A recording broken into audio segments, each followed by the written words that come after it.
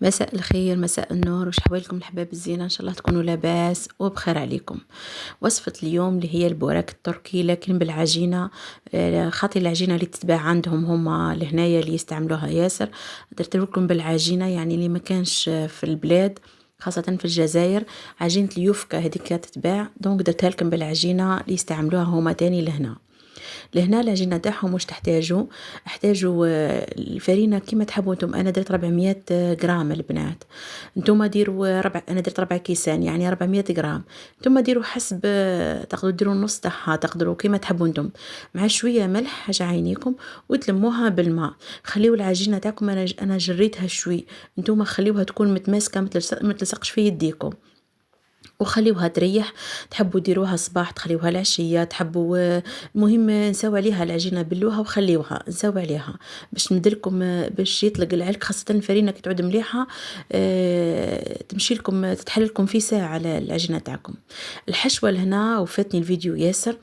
الحشوه لهنا درت بطاطا على الطريقه تاعهم هما كيفاه يديروها. تغلي البطاطا تاعك نورمال، تمعسيها، ومن بعديك تروحي في مقله، ديري حبه بصل تقطعيها مع شويه زيت، تحمصي هذيك البصل تاعك، تزيدي له مغرف طماطم مصبره. انا ما درتش مغرف طماطم مصبره، درت هذاك معجون طماطم يجي طايب واجد، بنين ياسر، فيه تفاتف كامله بنين ياسر.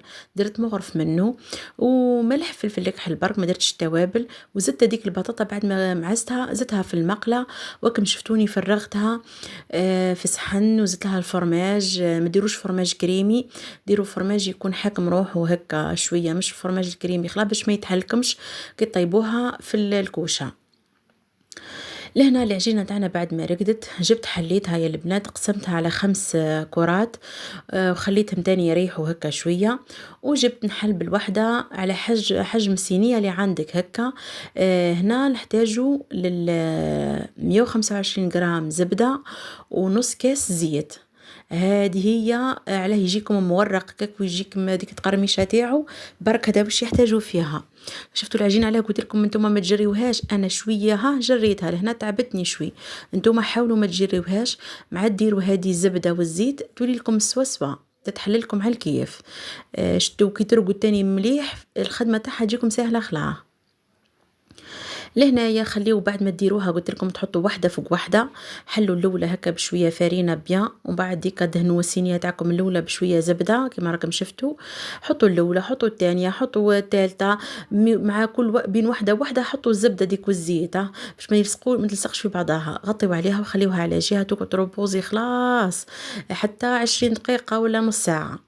وبداو حلوا كيما هزوا بالوحده، سيسوا برك البنات، هزوا بالوحده واخدموا، ما تكبروهمش بزاف الحله تاعهم باش تجيكم في ساعه تقدروا تهزوها، خاصه المبتدئات بعد ما تكبروش الحله تاعها بزاف، ديروهم صغيرين باش في ساعه يتحلوا لكم. وهاكم تشوفوا هاني كيما راني درتها قداه من مره، درت معكم قداش من وحده هكا باش غير تديو برك. حلوها هكا، ديما تستعينوا بديك شويه الزبده والزيت، ما تكتروش بزاف باش ما يجيكمش يقهم. انا ما حاولتش اني كتر ياسر. وهاي الحشوه تاع البطاطا، زدت لها شويه فرماج، زدت لها شويه زيتون، باش تمد شويه بنه.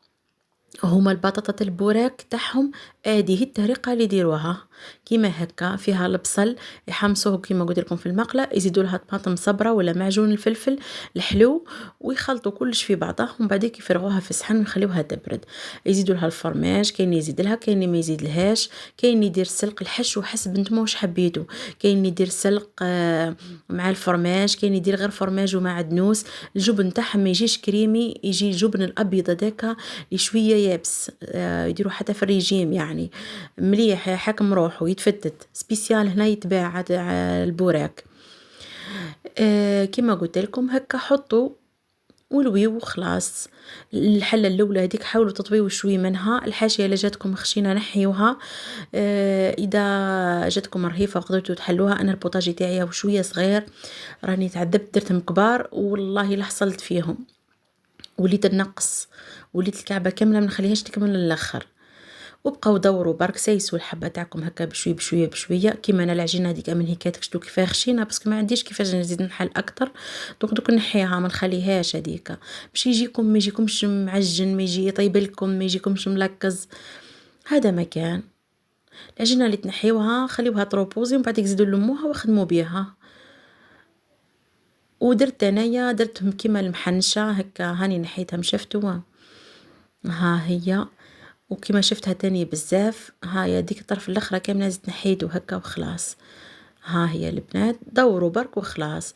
الاولى اللي تبداو بها دوروها في فوق البوطاجي تاعكم بعد ولا فوق الطابله تاعكم وهزوها، حطوها طول، ومن بعديك الباقي هزوا بالواحد ودوروا ولصقوا في خوه وين وصل، وكملوا برك المحنشه تاعكم هذيك كامله حتى تتحصلوا على السنيوه تاعكم كامله.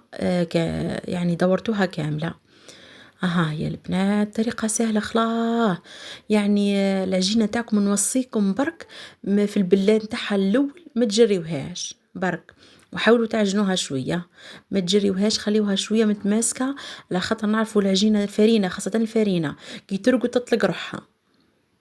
وخليوها تريح ياسر، خليوها البنات تريح.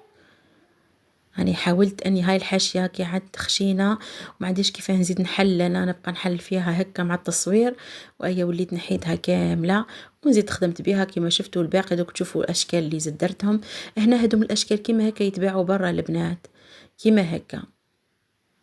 هادو هم الاشكال تلقيها كيما هكا على الشكل هادي كيما قلت لكم تاع المحنشة هكا، ولا تلقاوها على شكل دوك تشوفوا يعني اشكال بسيطة.